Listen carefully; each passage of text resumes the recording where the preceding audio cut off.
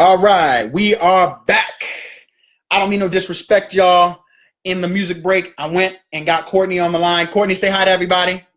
Hi, everybody. Yeah, this is so much fun. All right, so this person, recenter, there it is.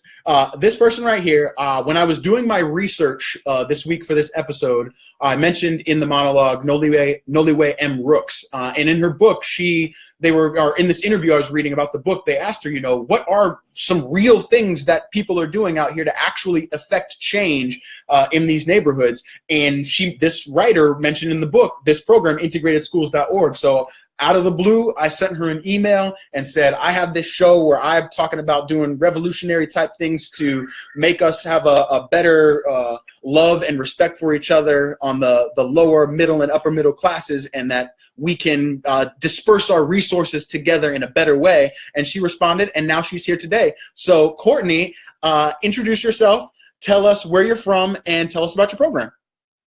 Yeah. First of all, I'm so happy to be here. This is such a cool show that you're doing, and I am just kind of loving your passion. Thank you. Thank you. I am a white with 2 kids, and started integrated schools a couple of years ago because it's just wrong. Yeah. It's just wrong how we educate people very differently. Yeah. And my kids are going to win all the time, every time.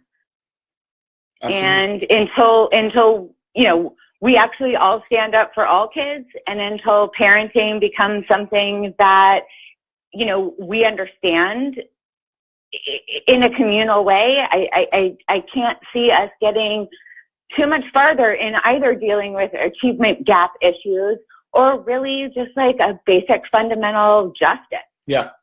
Yeah. And so I know that you got your PhD from USC in anthropology. In terms of the things you've studied and the work you've done in your life, how has that allowed you the skill set to start this program and be confident enough to do something as radical as what you're doing? Yeah, it's kind of funny that you say that. I would like to say that I was able to use, my training in anthropology to be more effective. But honestly, this is just about being a parent. Wow. And so you said, I think when we had our conversation earlier, you said your kids have gone to you got them into the school. What have been let's start with you, and then we'll go into a larger forum. What have been the successes and challenges that you've met just for yourself as a parent, putting your money where your mouth is and actually putting your children in the schools that they're in? Oh man, how long is this interview, Kyle? let's do top 2. Right. So, I mean, my kids are among a very, very few handful of white and or middle class kids in their largely global majority, largely free reduced lunch school. Mm-hmm. And, it's been hard. It's been difficult because I see all of my white friends and colleagues who have their kids going to privileged segregated schools and having lots of cool stuff for their kids. Mm-hmm. And, they're like, oh, we're going on a field trip to Eco Adventure in Costa Rica. I'm like, yeah, we're doing some workbooks and worksheets and learning how to sit still. Kids in high school go to Costa Rica? Get the hell out of here. I mean, when you have PTAs that fund stuff, right. I mean, it's school funding, like you were talking about in your intro, but it's also how families rally around schools. And when you have affluence rallying around schools, you get more stuff. Right. So then what would you say in terms of the successes that your kids have had? I mean, first of all, I'll say hands down, they're doing great. Good. They're in 9th grade and 7th grade now. So we've walked this walk for a really long time. Yes. And academically, they're doing great. And socially, they're doing great. They have just really wonderful friends. Yes. I love their friends, right? So, that's just kind of the baseline. Yeah. But the things that they've gotten from this experience, while we gave up, cool field trips or some of the other things that privileged segregated schools offer, while we gave those things up, the things that we've gotten from this experience have been utterly profound. Yeah. And, here's a story that you might appreciate, right? So my son, who's just like a normal kid, he's not particularly deeply observant. He's just a kid. Yeah. When he was 11, someone was pointing out, like, oh, your sister is sitting over there by that Asian girl. And he turns to me and he's like, why does that girl have to be that Asian girl? And Anthony has to be that Mexican kid, and Desi's that black kid, and I'm just the kid. Yes. And I'm like, dude, I cannot teach you white privilege in a way that you get it so deeply and profoundly that he came to it on his own. Yeah. That's just one of like 1,000 examples, but, his experience brought him to that in a way that, us just talking around the dinner table about social justice would never have been able to do. Right. And I can back that young man. I can back his feeling about that. And I recognize that when I got to Notre Dame, is growing up in Woodbridge, there's so many military families, you're close to DC, so there's lots of government families, people who work for, like my mom did, work for newspapers, and so the diversity was so huge. There was never a moment in time growing up in which I was ever actually in a minority, because at my high school, we had Middle Eastern kids, we had Asian kids, we had black kids, white kids, Spanish, like from all over walks of life. The joke around of like the most redneck kid with a Confederate flag, yeah, they were at my high school, as all the way to the other side of like the blackest kids you've ever, that you would assume on a TV. Well, that kind of stereotype. And then I went to Notre Dame, which was a primarily, a privately funded Catholic university that was primarily white. And it was the first time I'd ever been around people who had never had like a random conversation with a black guy. And I don't want to disparage Notre Dame. It's the only reason I'm sitting here and we're having this conversation. But never in my life, up until I got to Notre Dame, was a question of my blackness ever thrown at me. And when I got to Notre Dame, that was something that happened very quickly. Why are you wearing a do-rag? What do you mean, why am I wearing a do-rag? You wear a do-rag because you want to make your hair nice. You want to get waves, you put a do-rag on. You use your chemicals and you put your do-rag on. Like your mom wears curlers, right? Well, curler is no different than a do-rag. And those kinds of conversations were almost every day my first 2 years at Notre Dame, of people who had never had a cultural experience outside of their privileged community where they came from. Now, these kids were the smartest kids in the country, which is why you go to Notre Dame. It's that educationally competitive, and they had all the resources. But it took me forever to catch up on that educational capital, because what I got in social capital at my very poorly ranked high school, I did not get in educational capital. Yeah. Yeah. I was teaching it at USC for a little bit, and I remember, some of my white students were talking anthropology, which is about cultures of the world, right? And, they're trying to say the right things, and these are people who are, want to do Peace Corps and in it for social justice, but their understanding was really limited, right. and it was almost like they're treating difference like an academic problem, because there wasn't this like basis of just understanding and living in, outside of a bubble. Yep. And even as we say this, I just want to make sure that everyone listening understands. I think a lot of times we think of white privilege, and I say this being half white, I think we think of white privilege as this inherently evil thing that's so utterly negative. I want to take that away from the table. That's not what the case is. I grew up where I grew up. So I understand the world in that way. Anyone who grew up in a what she's saying is the privileged segregated sector, where you go to a school where you have all the resources and you don't ever meet a person of a poor economic background or a person of a non-white economic background, then of course you're going to have an understanding of life that's based on that. And that's what I'm trying to have with this conversation here, is that I don't think we should continue to allow this lack of integration to be the onus of it being on the state and on the district, which is why I'm so enamored with what Courtney and her organization is doing, which is, no, it's our responsibility. It's your responsibility. It's my responsibility. When we have kids, when we make money on our stocks, when we make our hard-earned dollar at the local store that we work at, when we do that, to have an understanding and a compassion and a kindness that recognizes the differences in the way people interact, and no longer being afraid and no longer allowing a corporation to tell you that a poor black person is evil, and that if your kid goes to a public school, oh, they're gonna get stabbed. Bro, I'm sitting right here. I'm the nerdiest dude on the planet. I'm wearing a fucking Space Jam hat with a Sonic t-shirt, and my buddy Alex and I were just texting each other, or Alex just texted me, and we know each other from playing video games. Like, that's not the case. It's not the case at all.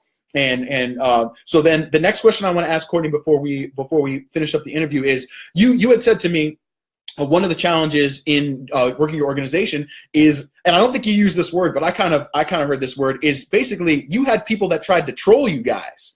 Like, they tried to bring their kids into your program deliberately to undermine the process of the program.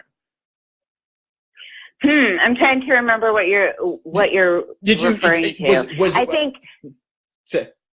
I think what we were talking about was like how when white and privileged families end up showing up to a global majority school, right, that we can also replicate white supremacy within the campus. Sorry, I misunderstood. That's what you were talking about. Explain a little bit more about that. Well, you show up, and often this will happen in a gentrifying neighborhood, and then you'll get a group of white parents who are going to fix the broken neighborhood school, right? And they're going to come in and say, white savior it a little bit. Yeah. And then we just end up replicating these, racist structures within the school, right? Like we're displacing parents of color whose voices were mainly being heard at parent meetings. Now the voices that are being heard are the white parents, right? And, because there's access to power, and because, affluence can bring in money, so the principals know that the white folks can do the grant writing, right? There's all of these ways that we have to show up in the school. Right. Like, the first step is we enroll our kids, and we are part of the desegregation process. Yes. Right? But then the second part is how we show up. Yes. That we can, that's when you have to step up. Mm-hmm. And that's when you have to figure out how to be in community, Yeah. like as a member of community, not the leader of a community, but as a member of the community. And that's stuff we're not always really good at doing, right? Absolutely. But yet that's what like equitable integration would look like. Equitable integration. I'm writing that down as soon as it's an equitable integration. That's what I'm talking about. Okay, so then the last question for you: what would you say to any of the listeners that we have between Station Head and Facebook Live, if they're listening to this right now and they're saying, "Man, this is kind of a radical idea"? What are the steps, especially thinking of people my age group that are in our late 20s, early 30s, just having kids? Our kids are 2, 3, 4 years old at this point in time, maybe 7 if we started early. What are the things that those parents can do to replicate the kind of success that you guys have been having? Okay, I'm going to give you a 4-point plan, Kyle. 4-point plan, nailed it. So the first step is to just tour.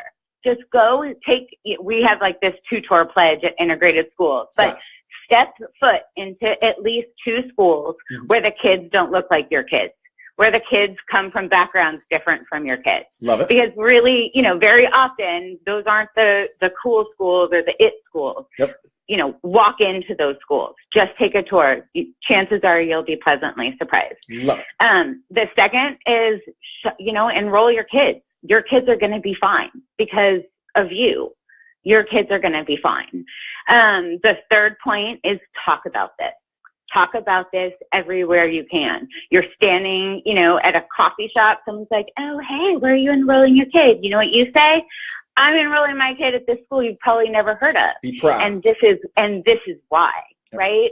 Because we've seen time and time and time again, and all the research shows that one of the most powerful impacts, or one of the most powerful influencing issues for how you're choosing schools is what people are saying in your social network. Yep. So drop a line when you're at the park or at a birthday party. And then the fourth would be what we were just talking about. When you get there, show up. Show up in a way that is about equity and inclusion. Yes, absolutely. Thank you so much, Courtney. You heard that 4 points right there. And what the goal is, equitable integration. So I will edit this up and I will post those 4 points on my Facebook, just so if any of you guys were interested in that, I'll make sure to post it alongside integratedschools.org so you guys can check out this website. And I just cannot thank you enough, Courtney, for answering my email and coming and joining us on the show and dropping a little kindness, compassion, and knowledge on us.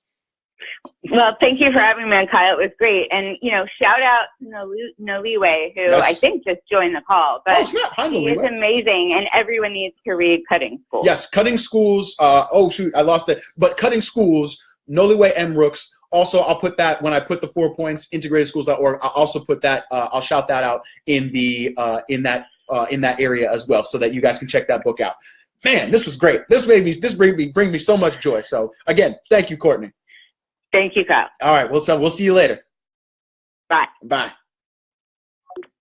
Oh man, yo, that was dope. That's what I'm talking about. This is what the energy that I'm feeling right now in my soul is getting people who are radical in their way of interacting with each other and taking away this fear we have of each other, on which I always say they in the ethereal sense of they, but in all honesty, the way I feel about it is that the American dollar has put it to a point at which now the they is the idea of the people who have millions of dollars, who have shared none of it with any of us who are lower class and middle class, who work hard, don't have access to health insurance, are working 2 and 3 jobs, because now with the gig economy, the corporations purchase the tech companies and the app companies and instantly make them corporate. So even if you did have a good gig at one point in time, your gig's only going to last so long before you got to get the next gig. So all of that to say is we have to, all of us listening and watching, we have to revolutionize the way we interact with each other and that relationship with the dollar. So thank you to Courtney again. Our next guest is my dude, Zane the Great.